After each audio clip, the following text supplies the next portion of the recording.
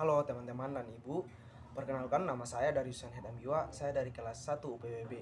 Pada kesempatan ini, saya akan menampilkan beberapa video yang di dalamnya mencakup implementasi nilai Pancasila dari sila pertama sampai sila kelima.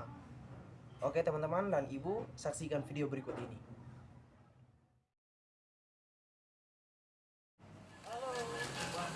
Pelaksanaan sholat tarawih di Masjid Sabilal Mutahdin, Kelurahan Buha, Kecamatan Mapanget, Manado mendapat pengamanan dari umat Nasrani.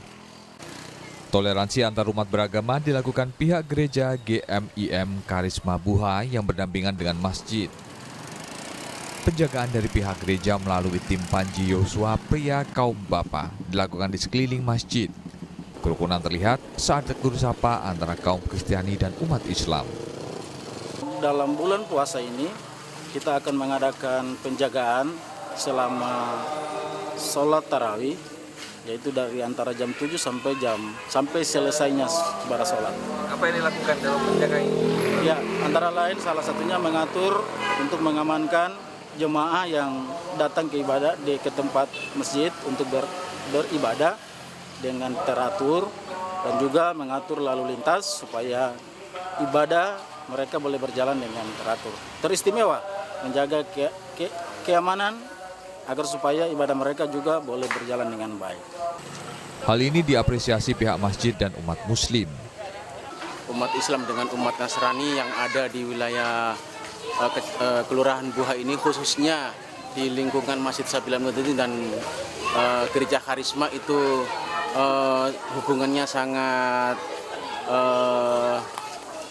merasa kekeluargaan sekali, sangat dekat sekali, sehingga di hari-hari besar, baik yang hari besar untuk orang Islam, untuk orang Nasrani, itu kita saling menjaga.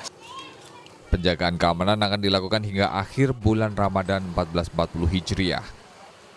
Aldi Pascual, Kompas TV Manado, Sulawesi Utara.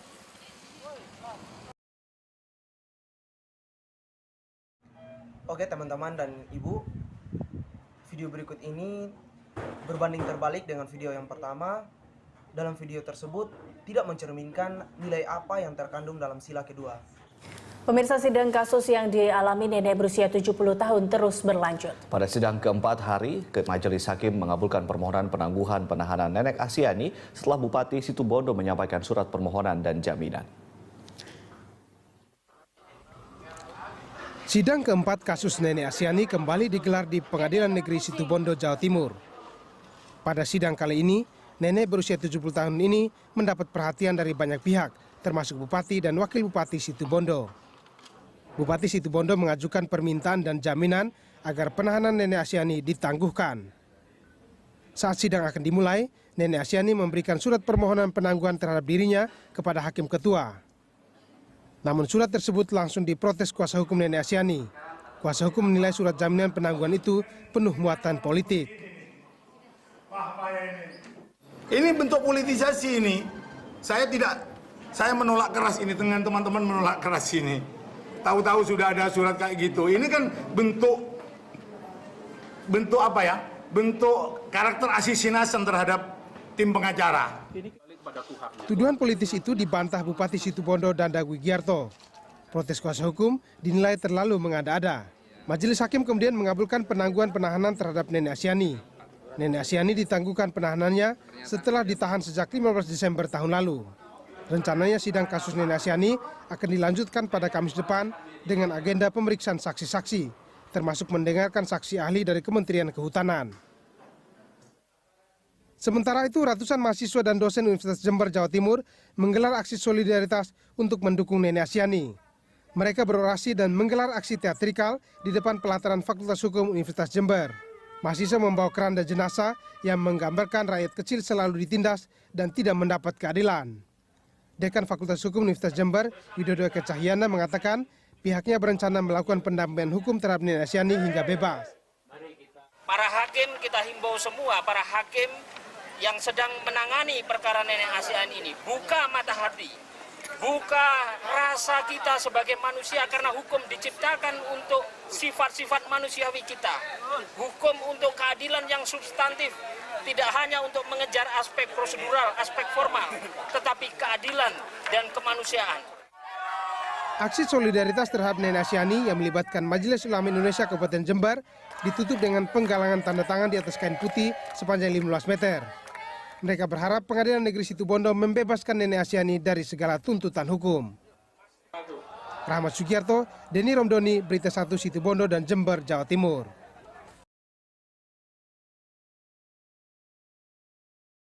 Video ini akan mengkampanyekan implementasi Pancasila dalam kehidupan sehari-hari terkait nilai dasar persatuan dalam gotong royong. Nilai dasar persatuan erat sekali dengan identitas kita sebagai bangsa Indonesia. Sebagai bangsa yang besar, memiliki beragam suku, ras, bahasa, dan agama. Indonesia memiliki prinsip dan visi kebangsaan yang kuat, terpatri dalam semboyan Bhinneka Tunggal Ika. Suatu prinsip kebangsaan yang dapat mempertemukan kemajemukan masyarakat Nusantara dengan kesiapan untuk menghargai perbedaan dan menjaga persatuan dalam dasar negara. Salah satu cara untuk menjaga dan merawat persatuan dalam keberagaman adalah dengan semangat dan jiwa gotong royong. Mengapa gotong royong? Dan apa pentingnya gotong royong? Gotong royong adalah paham yang dinamis. Lebih dinamis dari kekeluargaan. Saudara-saudara, kekeluargaan adalah satu paham yang statis. Tetapi gotong royong menggambarkan satu usaha, satu amal, satu pekerjaan yang dinamakan anggota yang terhormat Soekarjo, satu karyo, satu gawe. Marilah kita menyelesaikan karyo, gawe, pekerjaan, amal ini bersama-sama. Gotong royong adalah pembantingan tulang bersama, pemerasan keringat bersama, perjuangan bantu binantu bersama. Amal, semua buat kepentingan semua. Keringat, semua buat kebahagiaan semua. Dalam kegiatan gotong royong, masyarakat bahu-membahu mengatasi suatu permasalahan di lingkungan mereka dengan membangun jalan, membersihkan lingkungan, hingga membantu dalam pembangunan rumah warga. Bekerja sama dari yang laki-laki, perempuan, yang muda, hingga yang tua, semua turut berpartisipasi dalam kegiatan gotong royong. Membaur satu sama lain demi kepentingan bersama dengan dilandasi jiwa persatuan dan kemanusiaan dan tanpa memandang perbedaan yang ada.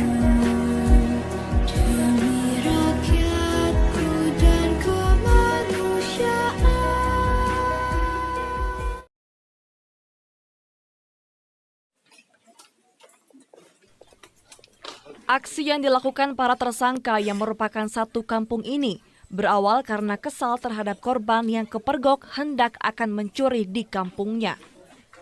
Lantaran emosi yang tak terbendung sehingga aksi main hakim sendiri pun dilakukan mereka dengan menghabisi korban menggunakan beragam senjata mulai dari golok, cangkul, besi, batu hingga senjata lain yang dibawa para tersangka. Tak sampai di situ, korban kemudian dimasukkan ke dalam karung dan dikubur hidup-hidup. Karena korban masih hidup, kemudian digorok oleh salah seorang pelaku hingga akhirnya korban tewas. Kapolres Garut AKBP Wirdanto Hadi Caksono mengatakan pihaknya akhirnya menetapkan 14 tersangka karena terbukti telah mengeroyok dan menganiaya korban yang akan mencuri hingga tewas. Aksi yang dilakukan para tersangka ini terbilang keji hingga akhirnya pihaknya pun menjerat para tersangka beragam tuntutan, mulai pasal pengeroyokan, penganiayaan hingga pembunuhan berencana dengan ancaman seumur hidup atau 20 tahun penjara. Tidak berapa lama kami mendapatkan informasi bahwa di Desa Sindang Sari, Kecamatan Cigedug, kami mendapatkan informasi bahwa telah terjadi tindak pidana pengeroyokan terhadap seseorang yang akhirnya mengakibatkan meninggal dunia serta dikuburkan secara bersama-sama oleh para pelaku. Ridwan Mustopa, Kompas TV, Garut, Jawa Barat.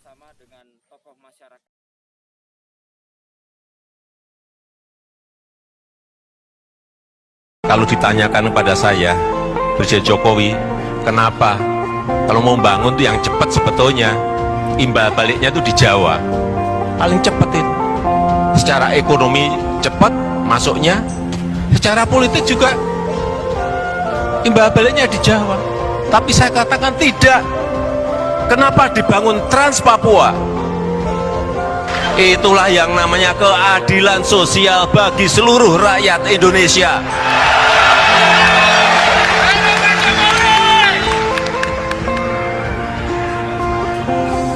Kita sering tidak memiliki perasaan-perasaan seperti itu.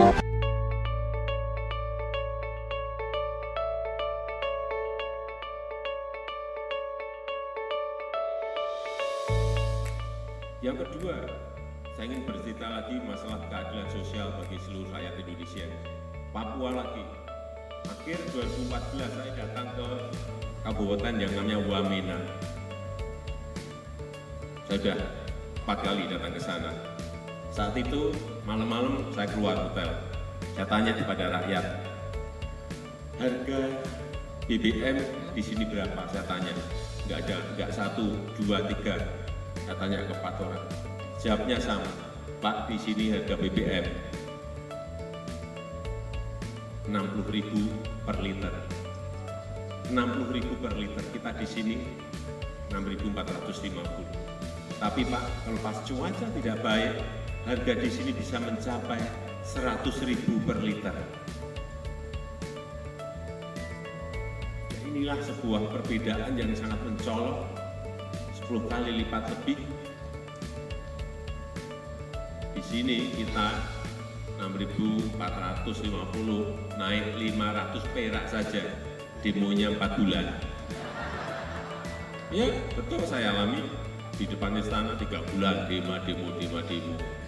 Saudara kita di Papua 60.000 sudah bertahun-tahun nggak pernah yang namanya demo di depan istana.